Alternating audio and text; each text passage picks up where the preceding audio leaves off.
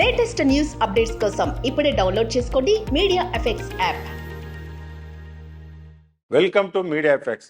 జనసేన అధ్యక్షుడు పవన్ కళ్యాణ్కు అరుదైన ఆహ్వానం అందింది.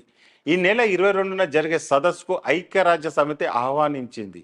ఈ సమావేశంలో పవన్ పాల్గొని ప్రసంగించనున్నారు. ఈ సందర్భంగానే చేస్తున్న ప్రచారానికి 2 రోజుల పాటు తాత్కాలిక బ్రేక్ ఇవ్వనున్నారు. ఈ నెల 20న న్యూయార్క్ వెళ్లనున్నారు. అయితే భారతదేశం తరపున ఈ సమావేశం కేవలం 4 మాత్రమే ఆహ్వానం ఉంటుందని, అందులో పవన్ కళ్యాణ్కు చోటు దక్కడం విశేషం. నిస్వార్థంగా ప్రజలకు సేవ చేసే వారికి ఈ అవకాశం ఉంటుందని, పవన్ కళ్యాణ్ నీతి నిజాయితీతో కూడిన రాజకీయాలు చేస్తున్నారని ఐరాస విశ్వసించి ఆయనను సభకు ఆహ్వానించిందని విశ్లేషకులు అభిప్రాయపడుతున్నారు. దేశంలో లోకసభ ఎన్నికలు జరుగుతున్న వేళ ఏపీలో సార్వత్రిక ఎన్నికల కోసం అన్ని పార్టీలు తీవ్రంగా పోటీ పడుతున్నాయి.